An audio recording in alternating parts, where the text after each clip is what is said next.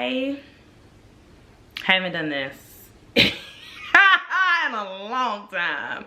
Hey, what's up everybody? Welcome back to my channel, or welcome if it's your first time here. My name is Maya and you're watching That's My Opinion.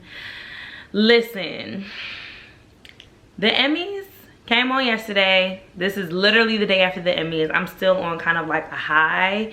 The Emmys were black. The Emmys were black AF, and we are definitely about to talk about it. First things first, let me just say I have not forgotten how things go around here. I'm always gonna let you know what I'm drinking. I don't have any wine, so I made a little cocktail. Has a little lime in it, I don't know if you can tell. But this is basically just like a spicy margarita, to be honest. I put a little sugar in the rim, put a little lime, because I was like, you know, I wanna be fancy. I wanna be fancy today. Okay, take a little sip, and then we're going to get into this tea.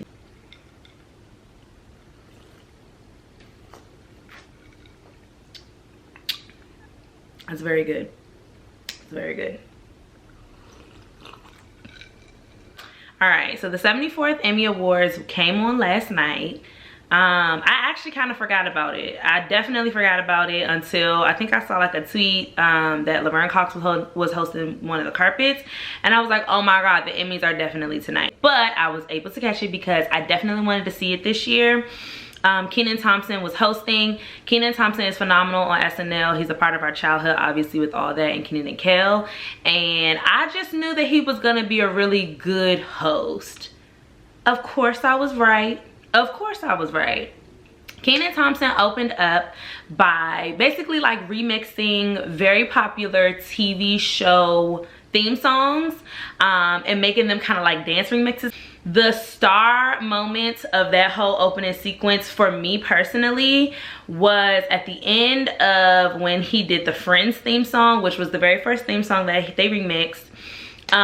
He says, have y'all ever seen Living Single? I think you'll like it.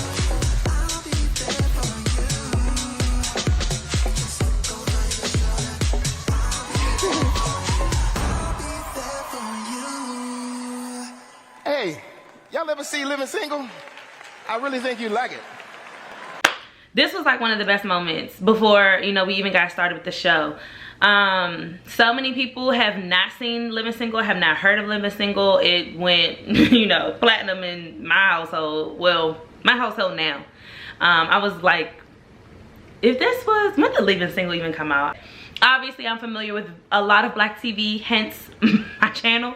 And then, of course, watching it back as an adult, it just hits different. So, Living Single obviously is a show that does not get talked about a lot amongst the white community, which we're not surprised. But the fact that he made it so clear in front of all those directors, casting directors, just writers, actors, actresses, that y'all need to check out Living Single. Even if they don't, just the mention alone, chef's kiss Keenan. All right, so Keenan's done with his opening sequence, and we get to, you know, announcing the awards, announcing the presenters, and I'm like, this boy sounds familiar, but you never really know until the camera pans to freaking Sam J. If, you know, you've been under a rock, or if you do not have HBO Max, I need you to expeditiously go watch her show. And then she also has a stand-up on Netflix, I believe. I love the crossing over for the streaming platforms. Like, I absolutely love that. No, we do not have exclusivity over here, okay? I'm hopping different platforms. Everybody's going to see this talent. I think she did a phenomenal job as far as announcing. She was herself. She brought her personality to that. Listen, MC Lyte has had that job at the BET Awards since the beginning of time, okay? So the fact that Sam J, like, was just so good at the Emmys, I really hope that she has the contract for the next year and a couple years after that. During Keenan's set, he brought out Kel Mitchell. Yes, that's Kel's last name, Kel Mitchell. I don't know how you don't know about Keenan and Kel or all that if you were raised in a black household in the 90s or even before. Maybe you're a little bit younger. Well, no, you don't have an excuse because it's on Netflix. Both are on Netflix. All that and Keenan and Kel are on Netflix right now. So after you finish watching this video, go do some homework if you don't know.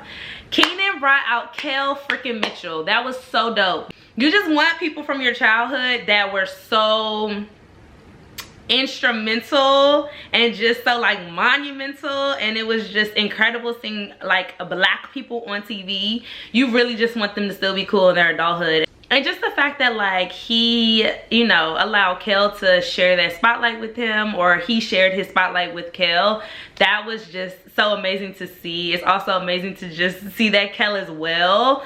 They did like a scene, you know, at kind of like a bar or whatever, and they had you know, he was like, hey, you know, like, let's check on this young man or this gentleman, and he's like, yeah, you know, can I get a good burger? And I was like, ah, yes you can. You can get a good burger and you can get an orange soda. It warmed my heart to see it. This is great.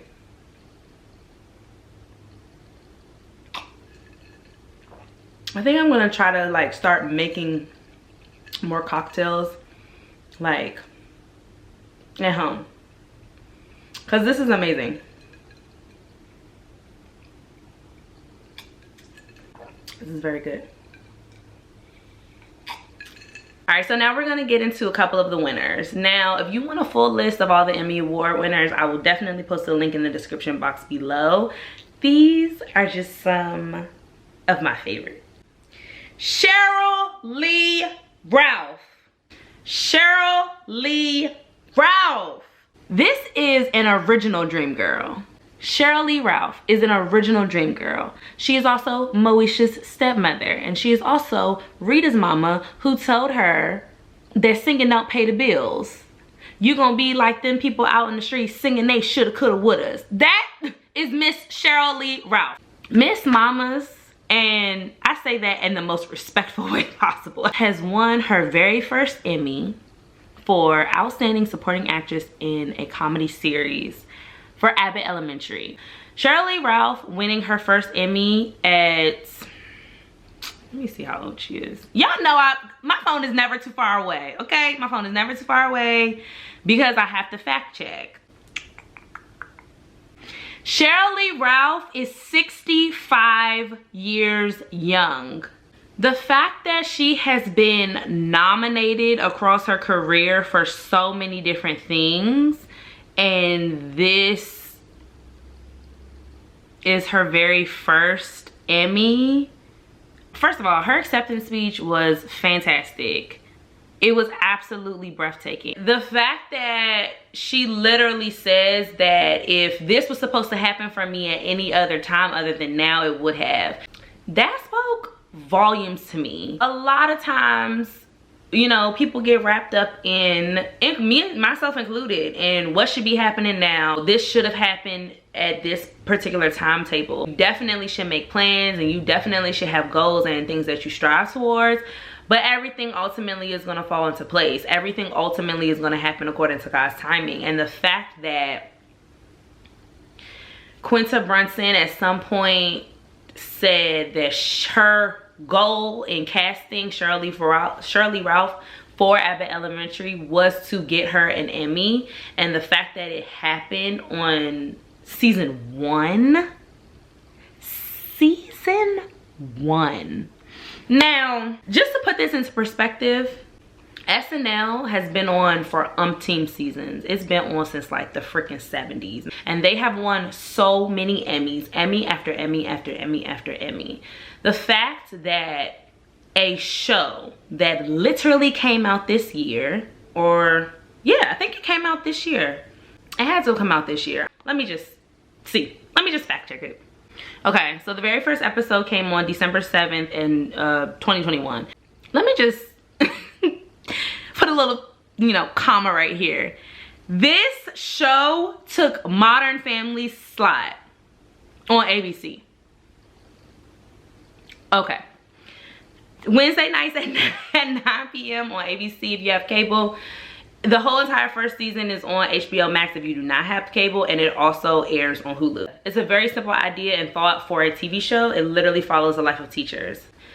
Everything is supposed to happen for a reason, but the fact that there is not, or there was not, a show like this or similar to this earlier than Abbott Elementary is a little insane to me. So I alluded to it a little bit earlier, but this whole idea of like first, second, third black, let's get into it. While we're still on the subject of Shirley Ralph, she's literally the second black woman to win this award. Also noteworthy, Janelle James, her co-star, who plays the principal Ava on the show, she was also nominated. But for Shirley Ralph to be the second black woman to win this award, Jackie Harry was the first black woman to win this award for 227, and that was 35 years ago. So within that 35 years, no other black Emmys. What?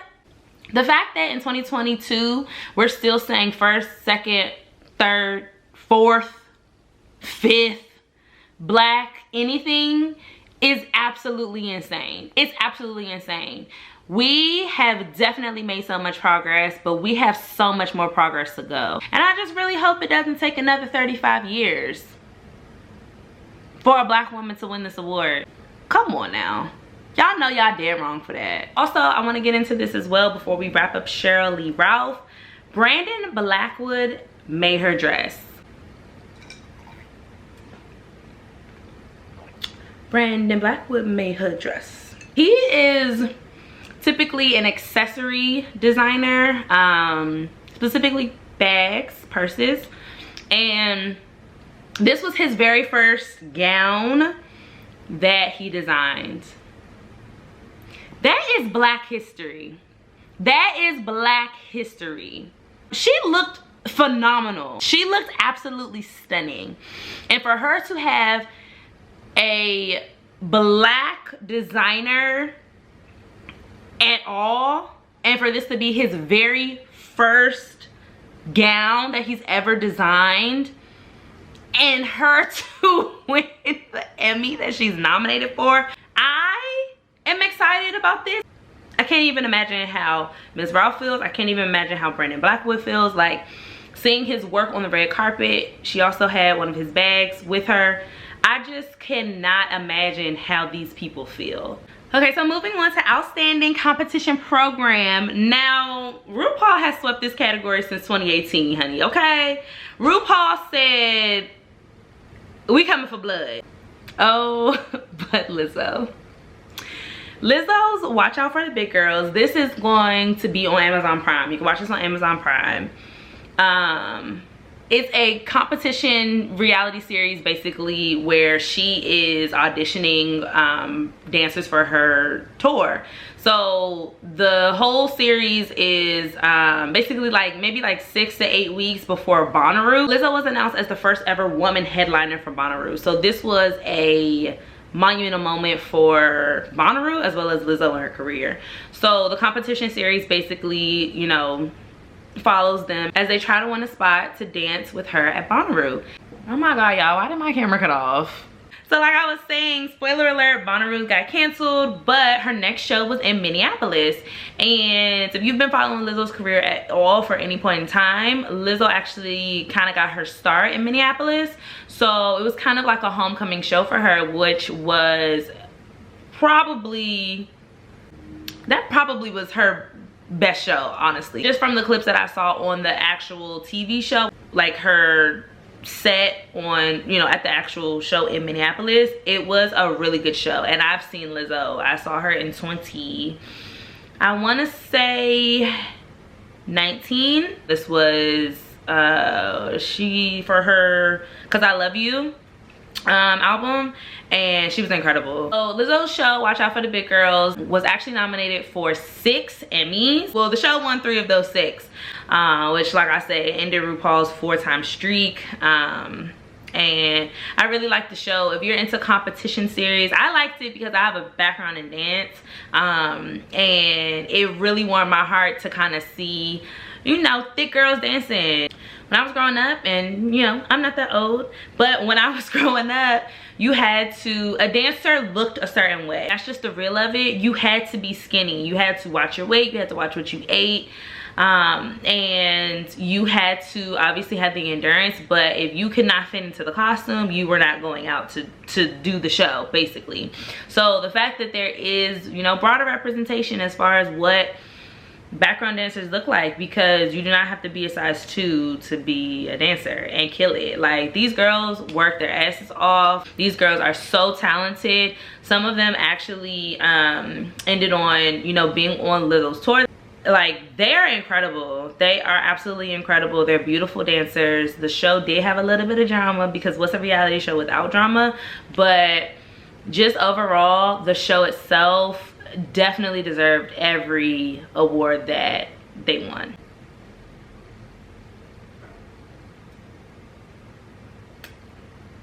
Let's get into Abbott Elementary. I got into it a little bit earlier when I was talking about Shirley Ralph, but now we're talking about the creator, Quinta Brunson.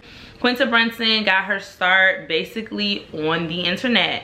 Similar to, you know, like an Issa Rae story. Issa was uploading her Adventures of an Awkward Black Girl on YouTube, and that's kind of how it evolved into the show Insecure. Quinta also got her start from the internet, and it just kind of shows that in this like newer age that talent can come from anywhere, and the fact that it comes from the internet, you kind of already have a fan base established. It really is incredible to see her win an Emmy. Oh my gosh, I'm so excited, because Issa and Quinta's careers are careers that we are watching in real time. Like, I remember when Quinta's, oh, you got money, a large. Get some Skittles, some dips, Reese's Pieces, pretzels, and a large popcorn. A large? You got money. He got money. Get it all for him. Like, I remember seeing that go viral. I remember being on Twitter when that went viral.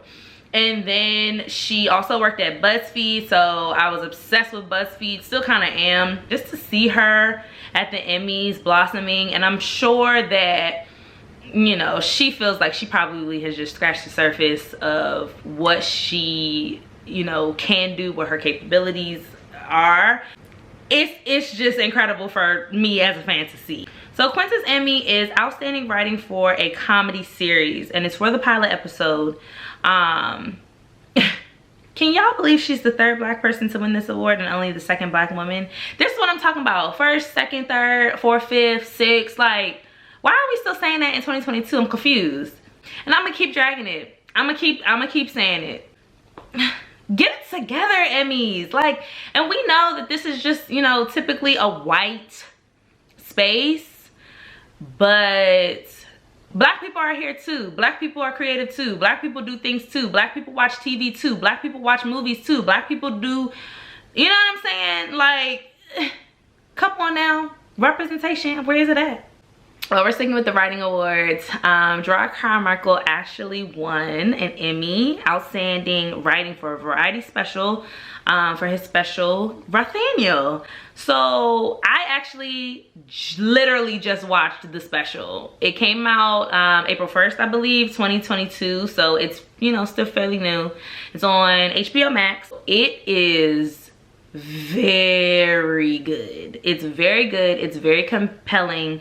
You feel his honesty through the screen, or at least I did. I would definitely urge you to watch it. Anytime I watch something, I kind of always just go back and watch the press for it too, because I like to watch interviews. I like to see how, you know, the creators of something explain it and how they want you to feel about it. His bravery is so remarkable. His honesty is just something that everybody wants to strive for, or everybody should want to strive for.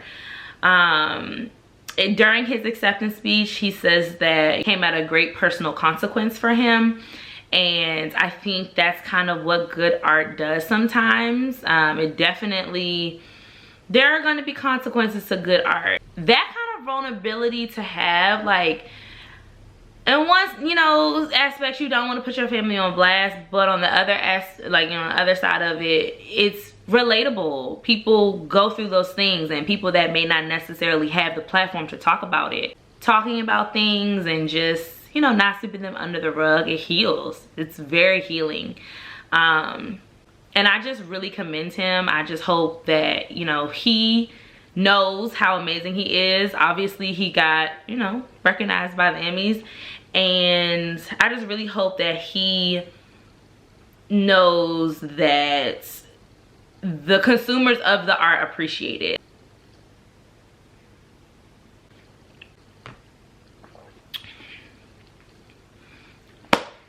All right, as we are wrapping up this video, I have 2 more awards to talk about. Like I said before, if you want a complete list of winners, I'll definitely put it in the description box below. But now we are coming to lead actress in a drama series. That goes to Zendaya as Rue in Euphoria. Zendaya is just amazing. Euphoria is an incredible show. It's not for the weak and it is not for the old. So,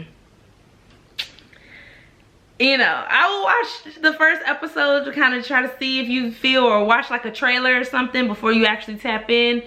But it's such a beautifully shot show. It's, you know, Rue is an addict and it follows basically like her life. She's in high school and Zendaya just does an amazing job becoming Rue. Like, and that is an actor. When you watch something and you don't even see the person who is the character, you see the character, that is acting. She is the first Black woman to win twice and the youngest 2-time Emmy Award winner in history. That's my girl. I love Zendaya. Not only is she an impeccable actor, she looked perfect. Like, whatever in your mind perfection is, that's what she looked like. Of course, her stylist, Law Roach, she is an image architect. She looked flawless. To wrap up this video, outstanding lead actress in a comedy series. This is a little bit of a bittersweet, you know, category for me to talk about. I absolutely love the winner. But I wish 3 people could have won this award. Let's just call it a spade a spade. I wish 3 people could have won this award. Of course, there only could have been one. Jean Smart was the person who won this award. She is the lead in a show called Hacks. It's on HBO Max. She plays Deborah Vance. She is basically, you know, like a comedian, seasoned comedian in the game, set in Vegas, and she kind of loses her footing a little bit, losing her residency. She kind of goes on this journey. A young writer is hired to help her basically have her moment again. And Jean Smart plays out of Deborah Vance. Jean Smart has brought so much to the character of Deborah Vance. I feel like she might just be playing herself, to be honest. I don't know. This is the kind of actress that makes me want to go back and look at her former work. She won last year as well for this, you know, the same award for Hacks. And in this category, Issa Rae as well as Quinta Brunson were also nominated. Issa for Insecure and Quinta Brunson for Abbott Elementary. In my perfect world, Issa Rae would have won this award because Insecure is no longer on, and Insecure actually got snubbed all 5 seasons as far as the prestigious awards. So I really wanted to see Issa Rae win this. And then of course, if Issa couldn't have won, I would love to have seen Quinta win this. Abbott Elementary has been renewed for a season 2, like I said earlier. It'll be on next week. And I just feel like Quinta's gonna win one for this. She does a fantastic job as Janine. Her character's name is Janine. And that show is just very, very special. Hacks is also a show that I would urge you guys to see. Watch all of them if you haven't seen any of them. Watch Insecure, watch Hacks, watch Abbott Elementary. What else? Watch Ted Lasso. I think Ted Lasso ended up winning, like, you know, outstanding comedy series. So Ted Lasso, that's going to be on Apple TV Plus. Wow, I was able to finish this entire video before I even finished my cocktail. I love that for me.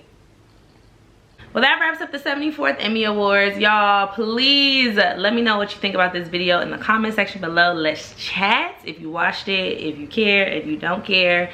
Make sure to like this video, subscribe to my channel, and turn your notifications on so that you are notified every time I post a video. Thank you so much for watching, and I'll see you in the next one.